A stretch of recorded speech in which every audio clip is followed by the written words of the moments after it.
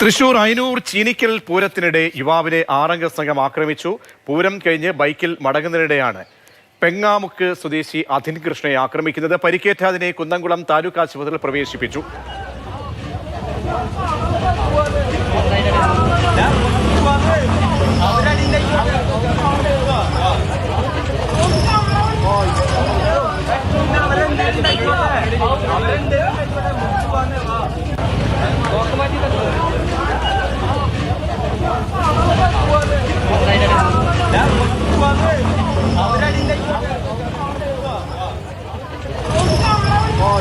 എം.എസ്. ലിഷോയ് ചെയ്യുന്നുണ്ട്. ലിഷോയ്, വളഞ്ഞിട്ടാണ് ആക്രമിക്കുന്നത്, കാര്യം എന്തായിരുന്നു?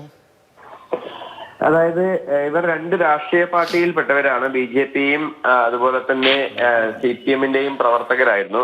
ഇവർ തമ്മിൽ നേരത്തെ തിരഞ്ഞെടുപ്പുമായി ബന്ധപ്പെട്ട് പോസ്റ്റർ ഒട്ടിക്കുന്ന അതുമായി ബന്ധപ്പെട്ട് ചില തർക്കങ്ങൾ ഉണ്ടായിരുന്നു. ആ തർക്കം പക്ഷെ അന്ന് വെറും വാക്കേറ്റത്തിൽ അവസാനിക്കുകയായിരുന്നു. അതിന്റെ ഒരു തുടർച്ച എന്നോണമാണ് അയനൂർ ചീനിക്കൽ പൂരത്തിന് യുവാവ് എത്തിയപ്പോൾ ഈ സംഘം വളഞ്ഞിട്ട് മർദ്ദിച്ചത്. ഇരു വിഭാഗങ്ങളും തമ്മിൽ ഏറ്റുമുട്ടി.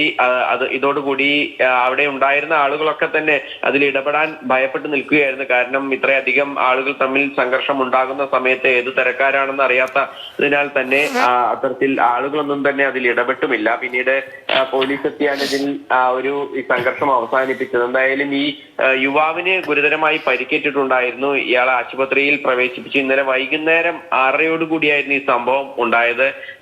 ഈ പൊങ്ങാമുക്ക് സ്വദേശിയായ അധിൻ കൃഷ്ണയാണ് മർദ്ദനത്തിൽ പരിക്കേറ്റ് ചികിത്സയിൽ കഴിയുന്നത്. തുടർന്ന് ഈ എതിർ വിഭാഗത്തിലുള്ള വ്യക്തികളും പിന്നീട് ചികിത്സ തേടിയിട്ടുണ്ട്. ഈ ഇരു വിഭാഗവും പോലീസിൽ പരാതി നൽകിയിട്ടുണ്ട്. രണ്ട് വിഭാഗക്കാർക്കെതിരെയും കേസെടുക്കുമെന്നുള്ളതാണ് പോലീസ് നിലവിൽ അറിയിച്ചിരിക്കുന്നത്. ലിഷോയാണ് വിവരങ്ങൾ നൽകിയത്. പൂരത്തിനിടെയാണ് ഇങ്ങനെ അക്രമം ഉണ്ടായത്. അതിന്റെ ദൃശ്യങ്ങളാണ് പുറത്തേക്ക് വന്നത്.